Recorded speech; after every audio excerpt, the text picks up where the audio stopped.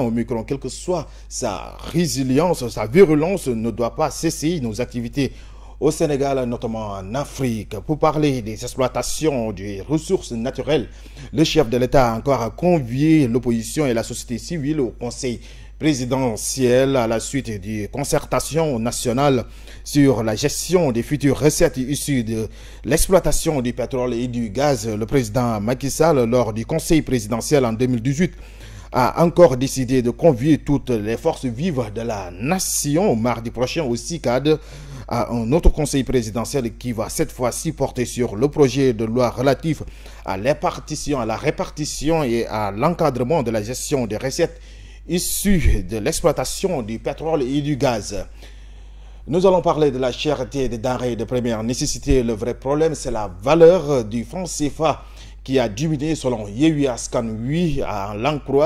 les en croire, le gouvernement a brandi l'argument de la situation sanitaire, alors qu'en réalité, le problème est beaucoup plus profond. Selon ces derniers, s'il y a une hausse exponentielle des prix des denrées de base comme l'huile, le sucre, le riz, le maïs et le blé, c'est lié au fait que pour la plupart, ces produits importés subissent des dictats de la monnaie. Le vrai problème, c'est la valeur du franc CFA qui a diminué. Parlons de sport. Qu'en 2021-2022, autant pour moi, 50 journalistes sénégalais accrédités par la CAF. Selon le président de l'ANPS, Abdoulaye Thiam, la presse sénégalaise a envoyé 150 demandes d'accréditation à la CAF, mais seules 50 sont par l'heure acceptées par la CAF. C'est une décision de la CAF qui est la seule à accorder ou rejeter des demandes d'accréditation, précisant que le chiffre peut augmenter, sachant que le nombre y était en 2019. Macky Sall au sommet Turquie-Afrique. Le président Macky Sall a quitté Dakar hier pour participer au 3e sommet Turquie-Afrique prévu en Istanbul demain 18 décembre. Le sommet réunira la Turquie, les pays membres du bureau de l'Union africaine et ceux assurant la présidence en exercice des communautés économiques régionales africaines et portera sur des questions économiques et politiques. Pour terminer, en Guinée-Bissau, 77 députés sur 72 ont rejeté un accord avec le Sénégal sur l'exploitation pétrolière. Le Parlement bissau-guinéen a voté mercredi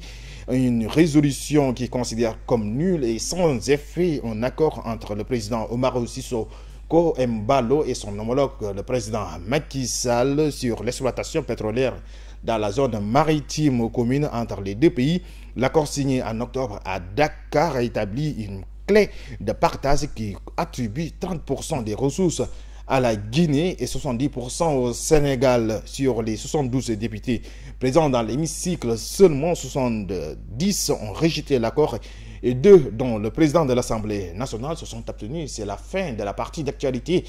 Le débat dans une poignée de secondes avec notre invité de la rédaction.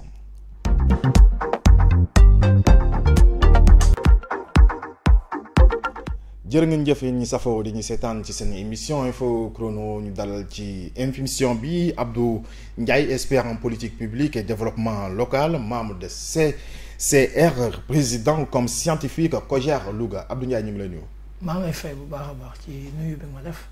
di kontaan ci aussi dalal bi nga ma dalal fii ci Info Chrono ci actu 221.net. jërëjëf Abdou Ndiaye, comme ni ñu koy faral di defee doore ko li nga xamante ne mooy actualité. Bu ñu waxee actualité dañu koy wax à chaque fois te ñu koy nemmeeku muy étudiants yi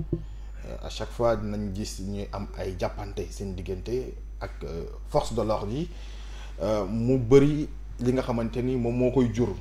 ay bi pas dafa mel ni que mu ngi doore fële ca université de Bambey nga xamante ni peut-être étudiants yi dañoo jàpp ne am na seen benn morom bu ñàkk bakkanam ci intoxication, waaye bi autopsie génne dafa mel ni leneen la wax. ñoom daal dafa mel ni loolu ne résultat yi génne mënuñu ko dégg ba tax na am na dogal bi nga xamante ni recteur bi jël na ko may ay force de l'ordre ñuy dugg ci campus bi jàpp ñi nga xamante ni ñooy étudiants yi te bu ñu leen jàppee ba pare dafa mel ni seen camarades yi nekk à Dakar, à Saint-Louis, un peu partout dañoo andi seen soutien pour ñu libérer leen, pour ñu libérer li nga xamante ni mooy campus social bu université de Bambey ban jàngat nga am ci yi nga xamante ni moom mooy xew ci diggante étudiants yi ak force de l'ordre. ginnaaw bu ma la remercier ci invitation bi ma def waaw affaire boobu suivre naa comme ni ko ñëpp suivre li ma ci njëkk a wax mooy université moom depuis bi mu sosoo ba léegi que ce soit muy université Dakar après université xam nga université Dakar moo nekkoon université de l'AOF.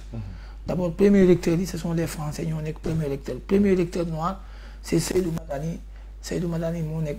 njëkk a nekk recteur université Cheikh Anta Diop bu Dakar parce que université de l'AOF la ne woon après mu nekk université Dakar après mu nekk université Cheikh Anta Diop. Donc il y a eu des changements par la suite. Donc kon affaire violence va consubstantielle à l'université en tant que tel c'est-à-dire que ay grève ay xeex ay yooyu yàgg na yoo am université bu njëkk sax li daa njëkk a constaté mooy étudiants yu xeex seen biir ban na jamante nan loolu sax gëj nañ koo dégg biir université léegi li des mooy étudiants yi ak par rapport ak autorités yi maanaam ay contestation la te contestation yi ci ëpp ay affaire bourse lay doon bourse moom li mooy li gën a nekk jafe-jafe étudiant li ci ëpp ñuy contesté ay bourse lay doon wala ñu war a def ab cycle génn cycle def examen mu retard wala ñu def benn session yooyu léegi moo am parce que réforme bu bees bi système LMD bi day maanaam tamit dafa am ay inconvénients yoo xam ne du permettre étudiant bi bu redoubler day am lu muy perte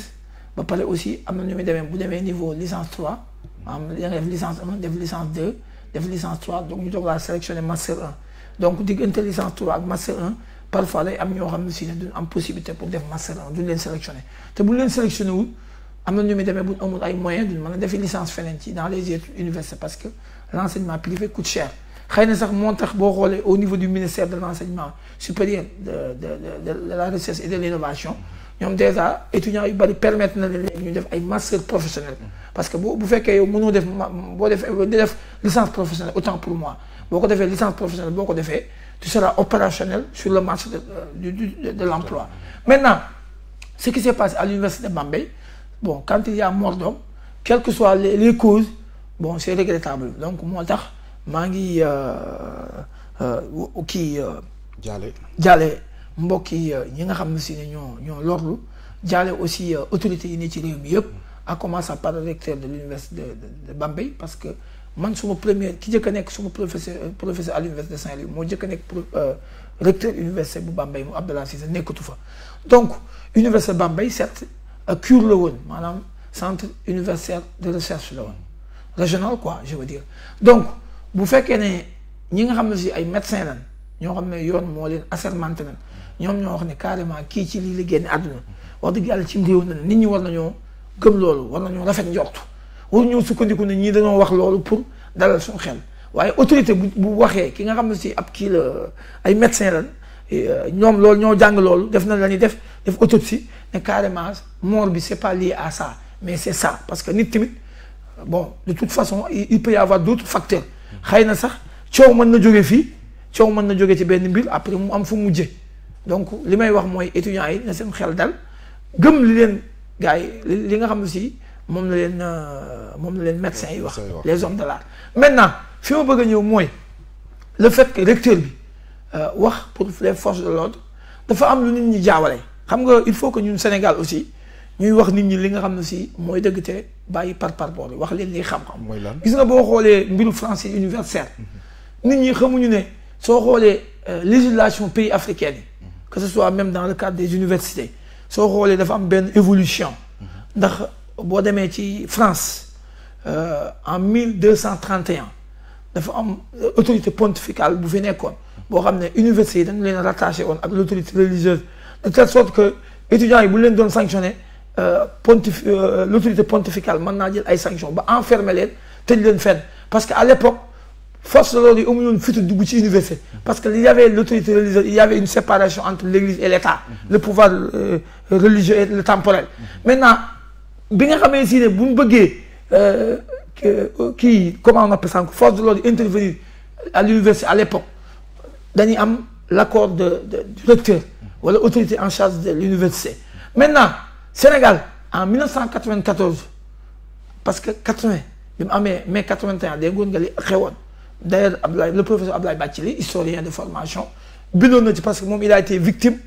de mai 69 bi mu amee grève moom bokk ba mu am ba mu grévé dañ ko dàqoon ba mu dugg enrôlé ko ci armée bi après mu dem Angleterre fa la mujjee jàngi donc ñooñu kon amoon na à l'époque sanction yu métti yu amoon parce que nit ñi dañ leen di fexe ba génn leen wala ñu sanction leen mënu ñoo jàng fenn ci AOF parce que sanction yi amoon à l'époque moo gën a sévère yi am léegi maintenant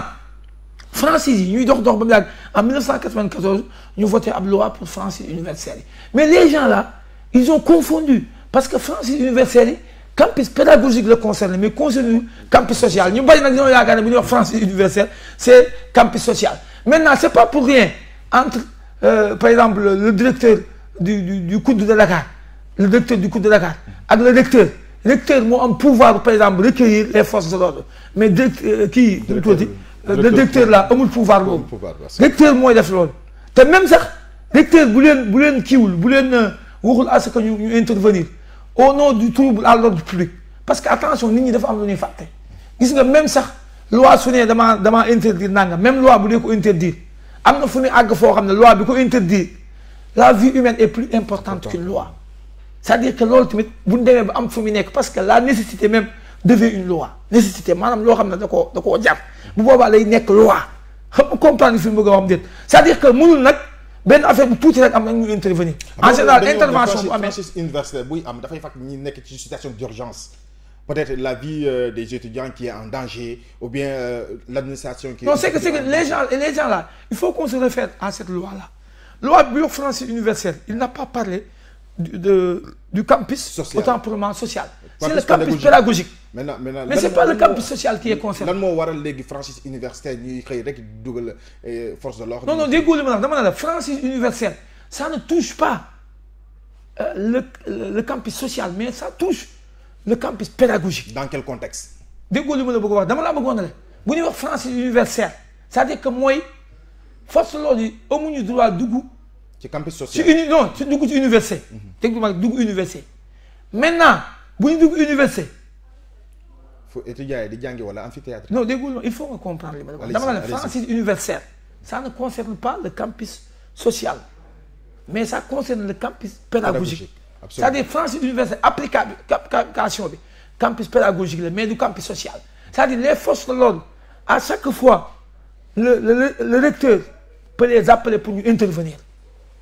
Qu'on ne parle plus de franchise universelle c'est-à-dire les gens n'ont pas compris c'est-à-dire que des étudiants qui s'entretuent ñuy reyante wala ñu yore jaasi wala ñuy xeex police intervenir xam nga ak au niveau de Dakar d'ailleurs police point E moo am pouvoir intervenir parce que ci période périmètre am la nekk ñoom ñooy intervenir situation bi am na ñu muy dépassé ñoom day am ñu leen ñëw épauler yaa ngi dégg parce que police corps la boo xam ne si ça dépend du ministère de l'Intérieur la gendarmerie intervient exceptionnellement et peut-être si la situation n'est pas maintenue n'est pas maîtrisée par la police la gendarmerie parce que gendarmerie corps militaire la je ne sais pas ce que vous m'avez compris. D'accord. Donc c'est ça ce que je voulais juste expliquer maintenant franchise universelle li ma la wax du deñ dafa am historique boo demee France ci université de Paris. D'accord. fa la jëkkoon am ay xeex. dinañu permettre ñu ñëw un tout petit peu en politique. Pour parler de Djibril Ngom mi nga xamante ni la coalition Yewwi Askan Wi déposé nañu plainte contre la personne parce que dañuy jàpp ni dafa war waaye ki nga xamante ni aussi mooy le président de la République moom it tamit dafa mel ni nee nañu dañuy lancer benn pétition pour traduire ko pour haute trahison en justice pour haute trahison. C'est quoi d'abord man li ma bëgg a wax mooy. ñoom ñu laaj leen lan mooy haute trahison xam nga dans la constitution on dit que le président de la République n'est responsable qu'en cas de haute trahison am na cour bu ko war a juger bu boobaa. Absolument. am na procédure bu ñu enclenché pour assembler dugg ci dossier bi d'abord ensuite xam nga gars yi tamit parfois il faut oser dire la vérité parfois aussi gars yi ils font de la politique c'est-à-dire que kenn ku ne bu kii defee lii nii nga koy gisee. Mais attention, ça n'a rien à voir avec les institutions. Le président de la République, un Macky Sall, excusez-moi, qui reçoit un Djibril Ngom, même s'il le reçoit au palais, c'est Macky Sall qui reçoit Djibril. Et le cadre de l'on recevoir, en tant que Macky Sall, chef de parti, il faut qu'on distingue les deux. Attends, parce que ñoom je vais terminer maintenant ñoom su fekkee ne parce que boo nit da nga koy yóbbu ci yoon dafa am principe bu guider texte yëpp muy code de procédure pénale ak code pénal c'est-à-dire que nit ki boo ko yóbbu ci yoon li muy def day fekk un texte prévoir ko su fekkee am na texte bu prévoir na déglu mu baax lu mu la bëgg wax nit su jëlee lii dem yóbbu ko fii wala mu yoroon lii mu bàyyi lam yor dem ca nit pour nit lim nekkoon mu jëlee ko ca lam nekkoon ñëw ca moom bu fekkee am na texte bu prévoir lool nan ko topp déglu ma rek man dama lay wax parce que mi ngi mel na nga ne ma ndax diw bu sàccee attention il faut faire la différence aussi man li ma lay wax je fais une analyse scientifique par rapport à la situation tu peux ne pas être d'accord. Djibril Ngom yow noo koy qualifier. man li ma koy qualifier mooy en politique c'est-à-dire politiquement moralement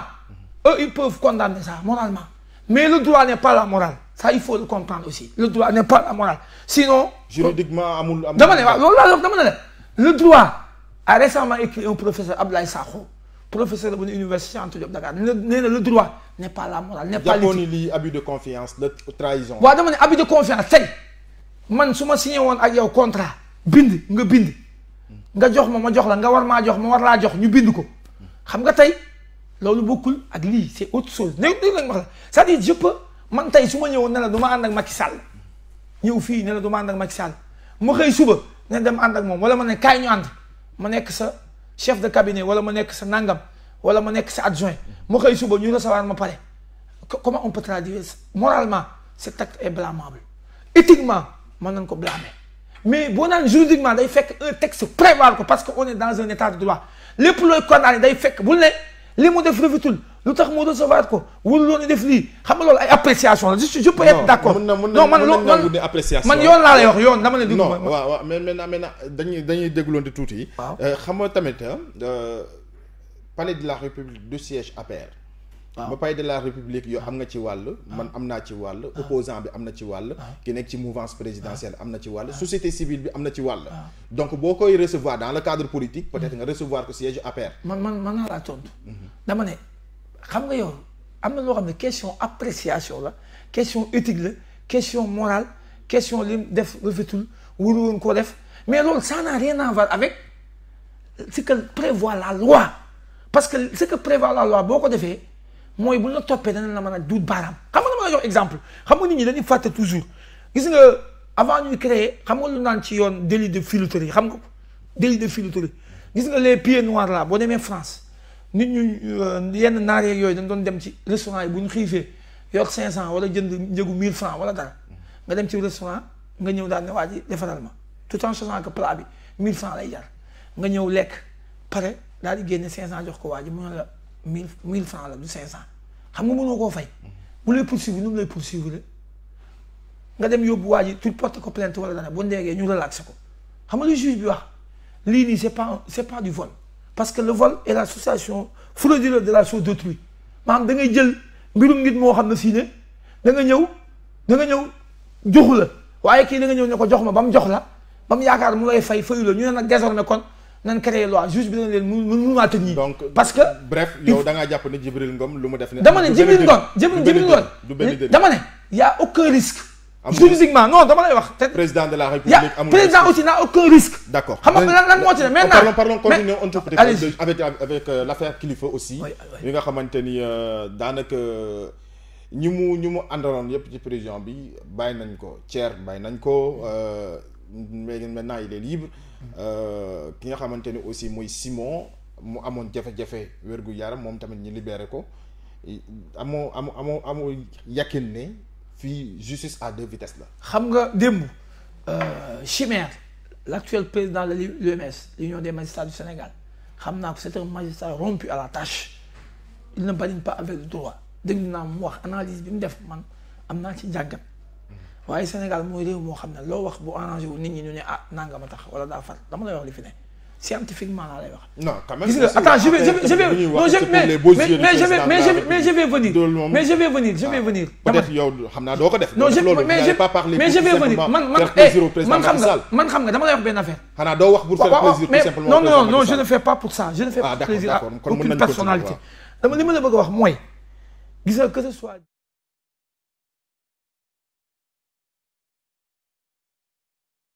ci scandale du ma bett xoolal ma xëy dégg leen ci scandale ñu ne ñoo ko def man du ma mas a bett mukk xam nga lu tax parce que da cee bari gaa yoo xam ne dañuy wax te li ñuy wax dundewul loolu xam nga mooy lan mooy gis nga gaa yi jub nekk ci lu jub gis nga Guy Marius Sagna quoi qu'on puisse dire dégguma ci moom lu dëppoowul ak lim nekk di ci xeex di ci jub di ci nekk. buñ dem tey buñ xëy ni Guy Marius Sagna mi ngi def naka suul noonu ñu topp ko dara dana ma jaaxal waaye yeneen gars yi wax fi yëpp ku ma ci xëy dégg ñu ne def nga luubal nga man du ma bett boo ma laajee ma wax la fan laa ko teg xam nga lu tax. parce que dañoo bëgg ne ñoom dañuy xeex li fi nekk ba pare bëgg duñ dem liggéey nekk ci plateau yi nekk ci rajo yi nekk ci télé yi manifestation. dégg nga attends ñu ci bari liggéey dégg nga ma wax la dama ne ñu ci bari. kan moo ci liggéey waaw oui ma dama ne. kan moo ci liggéey dafa bari ñoo xam ne am na ci ñoo xam ne dañ ne ay syndicalistes la te classe yi nekk ku mel ne quelqu'un comme Dame Mbodj xam nga maa ngi ko dégg ci plateau yi muy wax depuis quand nekkatul ci école bi ab syndicat la bu xëyee dem ci plateau yi débattre jeex na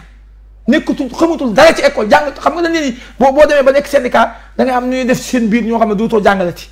te Dame Mbodj jàngalatoo syndicat la bu nekk ci plateau yi loolu kay maa ko wax mënu ko démentir beneen bi mooy li ñuy wax ñoom ñi gëmuñu beneen bi mooy kilifa lan la doon liggéey ñoom neen dañ doon rab. léegi loolu lañ ko xamee waaw wuy ma. loolu lañ ko xamee waaw loolu lañ ko xamee. doon na rab ay jamono xëy na rab doxoon na xëy na mënoon na bu ay jamono. jamono ji la rab gën a dox. waaw bu gënee dox waaw dama ne bu gënee dox. jaay ticket 1 million. waaw mais dama ne bu fekkee gën naa dox. dama ne bu fekkee rab gën naa dox. su fekkoon dafa ne woon ci studio. wala mu ne ci ni muy génne ay cassette toujours. wala mu ne ci concert signé ay contrat concert. yaakaar naa du am yeneen problème yoo xam ne si nii lay demee tey dégg nga ma la. d'accord parce que bi ñu ko njëkkee xool vidéo yi da ne man dama yore ay tool yu may bay damay def nangam damay jaay oto. waaw xaaral rek dama ne loolu la waxoon. su fekkoon dañ koo jàpp ci ay oto yu am problème parce que olof Ndiaye daal ne kuy waaxu war ngaa sóoraale fakk sal su fekkoon ne moom ci ay oto yu am problème dañ koy jàppee. sax ñu ne jaasi fekk nañ ko ci mbaroom. kon comprendre nañ ko li may naqarlu mooy gars yi naan justice à deux vitesses xam nga dafa am lu gars yi ignoré. parce que actuellement. mais je vais venir ñu ngi def manifestation. waaw dafa am lu gars pour l'indépendance de la justice. fii ci avenue voilà image yaa ngi nii donc daanaka ñoom ñu ngi ci. waaw dama ne dafa am lu gars yi ignoré dafa am loo xam ne gars yi dañ koo ignoré mooy carrément nit ñi il faut ñu xam parfois dañuy jaawale xam nga man ak yow ñu am benn problème il faut nga xam dans cette affaire Thierno Diallo victime la dans cette affaire il faut qu'on soit très très sérieux de ce qu'on dit kee nan topp ci mbir mi. moom mooy principal auteur bi ñu topp ci mbir mi ñun jàpp ne woon ñooy complice am kuñ ci entendre gars yi ba demee ba xool xam ne yow laaloo ci dara parce que complice il faut nga démontrer ay actes yu prouver ne auteur bi ki tuumaal ak ñi ko doon jàppale wala ñi ci laal am na ay liens de connexité yu am en droit buñ ko prouver bu boobaa mën na leen a jàpp ñoom ñëpp xaaral ma léegi nag Abdou Ndiaye sur la base des mêmes faits je vais terminer président parce que temps bi moo ñu ko mayul président comme scientifique COJER Louga waaye ci biir COJER aussi dañuy sentir ni dafa am ay frustration yéen seen diggante ak ki nga xamante ne mooy ki leen jiite Moussa Sow lan moo xew. xam nga il faut nga comprendre benn affaire gis nga politique dynamique la ñi ci nekk. toujours seen position mën nay varier au gré des circonstances man nga gis ne ni muy doxee arrangé tu la wala gisatoo ci sa bopp wala gisatoo ne am na rëq-rëq nga dénoncé ko. gisoo sa bopp ci Moussa Sow. non man je n'ai aucun problème avec Moussa Sow man am benn problème avec Moussa Sow. pour preuve on s'entend bien mais su ma amee lu ma koy wax parce que communication il y a l'aspect externe et l'aspect interne su ma amee lu ma koy wax dama ko koy wax. woo ko téléphone wala mu envoyé ko message wala texte wax ko ne ko lii rek lii boo ko defee baax na mais c'est comme ça la vie gis nga lépp looy mën di ne ci àdduna rawatina mbiri àdduna yi ay politique ak yooyu il faut mooy am ñu am position yu contradictoire c'est normal c'est la démocratie qui est ainsi faite bu fekkee ñëpp d'accord nan wala ñi ci ëpp d'accord nan bon loolu sax mooy li baax ñi ëpp d'accord mais il faut am ñoo xam ne si xëy na il y a une incompréhension ou bien xëy na le point de vue n'est pas pris en compte nit ñi gisuñu leen wala yu demee noonu loolu mooy tax mbir mi di am problème wala yu demee noonu waaye nag Moussa wax dëgg yàlla mi ngi gérer affaire bi am na nu mu koy gérer du ma ne nag lépp gàññi mais am na nu mu koy gérer ñoo xam ne si wax dëgg yàlla mi ngi évoluer positivement donte am na nag yu des parce que yu des mooy war na xool ñi nga xam ne si ne xëy na ñoom peut-être comprendre ñu affaire yi wala peut-être nekkuñu ci li leen neex nekkuñu ci wala soit ñoom gis nañ ne xëy na dañ leen cee xaw a exclure ñoom ñëpp war naa wax ak ñoom parce que en démocratie ak gestion ci àdduna gestion humaine dafa war a ne loo xam ne dafay war a am concertation toujours. discussion il n'y a pas de transparence dans la gestion de Moussa Sow. non il y a une transparence quand même. transparence moom franchement il y en a. parce que dégguma lan moo waral frustration yeeg. non frustration fépp la am je t'assure fépp surtout boo andi même kër sax yow mi yor kër gi sax da nga ci gis ñoo xam ne si ne parfois du li ngay doxalee du leen neex loolu ci lépp la mbirum àdduna moo demee noonu fépp fooy ne il faut am ñoo xam ne si ne duñ ci gis seen bopp wala gis na ne da leen exclure wala dañoo bëgg a nekk ca bopp ba doomu aadama ñoo mel noonu. wax dëgg yàlla loolu mbindu doomu aadama. Louga nga dëkk Louga buñ ko waxee wax it tamit mbay. kan ñu ngi dem ci campagne arachidière. situation bi mbaa mi ngi tàggatam bi foofu wala. xam nga ren d'après am na sax benn waay bu ma dégg keroog mu doon wax ci affaire situation agriculture xam nga Sénégal seenu mbay dafa changé ci côté yëpp parce que Sénégal depuis ban créé seen PSE bi. plan Sénégal émergent bi. au niveau du ministère de l'agriculture et de l'équipement rural dafa am programme bu fa ne bu naan PRACAS boo xam ne dañ ko financé à hauteur de presque 600 et quelques milliards boo xam ne ministère de l'agriculture le professeur Moussa Baldé moo koy piloté te moment bi ñoom seen objectif mooy fexe ba mécaniser l'agriculture boo xoolee ci seen déplacement ministre bi dans le cadre de la campagne agricole boo xoolee en amont maanaam avant que nawet bi di commencer. rapidement day def tournée de suivi agricole gis baykat yi fexe leen a appuyer en tracteur ak intrant agricole te boo xoolee budget ministère de l'agriculture et de l'équipement rural mi ngi nekkoon ci 40 milliards malgré le Covid dañ cee yokk 20 milliards muy 60 milliards te loolu li ñu ko yokk defuñu pour bëgg rendement yi gën a yokk ou même toute production céréalière confondue je veux dire arachide je veux dire ñebbe sorgho maïs pasek loolu lépp boo xoolee dañoo évoluer boo xoolee actuellement ñu ngi ci ay 1,8 million et quelques mille tonnes boo xoolee wàllu gerte gi boo xoolee l'année dernière 2000 campagne 2020-2021 plus de 721 000 tonnes nañ exporté ce qui fait des milliards boo xam ne Sénégal sans parler de la taxe à l'exportation boo xam ne waa douane nag liñ ci jël liñ ci collecté kenn xamul nu mu toll donc te kenn mënul wax ne kon waxuma nag li Sénégal jënd ci wàllu engrais boo xoolee contexte Covid bi boo xoolee wàllu kii engrais bi Sénégal doon jënd di ko jéggaani yëpp ICS parce que ministre bi moo dem entamé ay discussions avec ICS les industries du Sénégal ñu gaaw leen a doté engrais d'ailleurs sax ICS mi ngi gën a yokk capacité engrais bi parce que loolu dafa nekk luy montrer ne ministre bi c'est un patriote quoi parce que patriotisme économique la parce que fexe ba entreprise yi nekk Sénégal. baykat yaa ngi jooy de. waaw xam nga tey ñun. man damaa wax non attends damaa wax xam nga loolu dafa am évolution boo xoolee wàllu semence bi xam nga nit ñi dafa am lu ñu jaawale boo xoolee Sénégal ni mu évoluer ci xam nga boo gisee nit ñi kaas bi mën a siiw sax c'est parce que il y a une démocratie à l'interne parce que soo xoolee dans les années 2000 li ma lay wax nii dans les années 2000 kilo gerte li mu doon jar ay 100 francs ay 110 francs muy évoluer ba ci 150 et à 2000 avant ba ñu ak ci 2012 entre temps il y avait ce qu'on appelle les bons impayés maanaam da nga doon dem ci seko yi nga jaay ba pare ñu jox la ay bons ne la feeg weer dañ lay fay gis naa ci ay nit ñu ci tëj man mi xam naa ay nit ñu yoroon ay seko ñu tëj leen parce que dañoo def joxe ay bons ba pare xam nga dañoo lekk xaalis ba xam nga kenn fu mujj mais maintenant li ministère de l'agriculture jëkk a réglé mooy bi mu ñëwee dafa fexe ba bon impayé amul maanaam nu mu def mooy yow boo bayee sa gerte boo ko bayee dafa fexe ba prix plancher bi mu teg muy 250 maanaam prix bi di prix boo xam ne boo jëndee gerte dana am sur le marché ki nga xam ne si bu jaay 1 kilogramme 250 mën na jëm jënd benn kilo ceeb 225 ñu delloo ko 25 francs te loolu bu nekkoon kilo bi moins de 150 la il faut nga jaay 2 kilos gerte doo ko mën a jënd kilo ceeb kon prix bi yokku na beneen bi mooy dañ leen a protéger contre les opérateurs véreux ñi nga xam ne dañuy ñëw jënd gerte di mbappat maanaam ñoo xam ne dañuy ñëw ne état bi jënd gerte ñu gaaw profito bu état ne 250 ñu fexee jënd en deçà loolu amatul boo xoolee gerte dafa am valeur bi ñu ko defee 250 am na ñoo xam ne xam nga dañuy jaayee gerte 300 400 état bi dafa fexe ba bu ko defee 250 gars yi mën a jënd lu ëpp loolu te beneen bi mooy li naan capital semencier mooy état bi li muy fexe jënd ci gerte xool ko mën ko def semence certifiée dafa fexe capital semencier bi da ko fortifié ba nga xam ne si ne Sénégal du am problème mu chinois yi bu ñu ñëwee jënd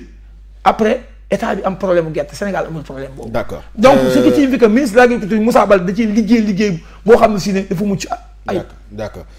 temps bi ñu may jeex na di la gërëm di la bàyyi sa dernier mot. waaw ok sama dernier mot daal mooy maa ngi wax sénégalais yi ñu am dal tey xam ne réew mi Sénégal day dund après les élections locales même après des élections présidentielles Sénégal day dund réew la kon lépp lu nit di def même ku bëgg nguur sax warut tax ngay def lu ne parce que da nga naan bis bu ma demee bay falu xam nga li nga bëggoon doon ko def doo bëgg ñu la koy def kon li ma bëgg mooy gars yi nañ dal apaisement xam ne en démocratie le dernier mot revient au peuple xam ne en démocratie urne yi ñoo mën a légitimer une poste de responsabilité képp ku bëgg a nekk président de la république demal ci monde rural bi boo jàppee ne askan wi sonn na jàpp ne askan wi gëmatul li fi nekk da nga dem le monde rural nga wër leen wax ak ñoom présenter leen un projet pertinent te ñu moytu nekk ci manifestation yi di alimenter le feu parce que loolu bu fekkoon ne maanaam xeex ci mbedd wala dajale ay nit mooy tax a may pouvoir président yi fi jaar yëpp kenn du fal président yi fi jaar yëpp ils ont été intelligents que Abdoulaye Wade tamit loolu dama la coupé Abdoulaye non mais il a fait mais attends teewul non déglu ma dama ne teewul teewul Abdoulaye Wade aussi bu waree dem ci population bi dana dem convaincre leen wax ak ñoom am Macky Sall mi tamit ci loolu la nekk ci loolu la nekk d'accord le message est fort di la gërëm di la jaajëfal bu baax Abdou Ndiaye ngay expert en politique locale en politique publique et développement local membre de CCR mais aussi président comme scientifique de COJER Louga di la jaajëfal bu baax di la encourager ci sa engagement ci détermination mais aussi di la naan jërëjëf ci ñëw bi nga ñëw wuy si ñu fii ci Actu 221 suñu émission Info Chrono un grand plaisir de partager avec vous te li ñu wax yaakaar nañ ci ñu ñuy seetaan am nañ jëriñ bi nga xamante ni jëlee nañ ko fa jërëjëf yéen ñi tamit yéen ñuy seetaan ci Actu 221 seen émission Info Chrono di leen jox dig dajeek ba ci seen benn numéro Info Chrono.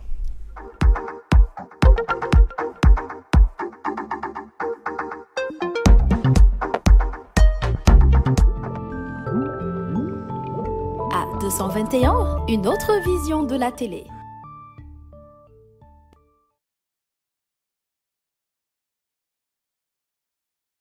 lu jëm ci wàllum pétrole ak gaz Aliou pétrole gaz ñooñu nga xam ne dañ leen a porté plainte moom da cee bopp moom dootul dem Amérique yow na nga yor sa rakk mu nekk sàcc nekk ci dëkk bii ñuy lancé appel à tous les Guédiawaye waa ba du ñas sunu 400 000 Aliou Sall nekk sàcc boo xam ne te ñoom gaaw nañ ci porté plainte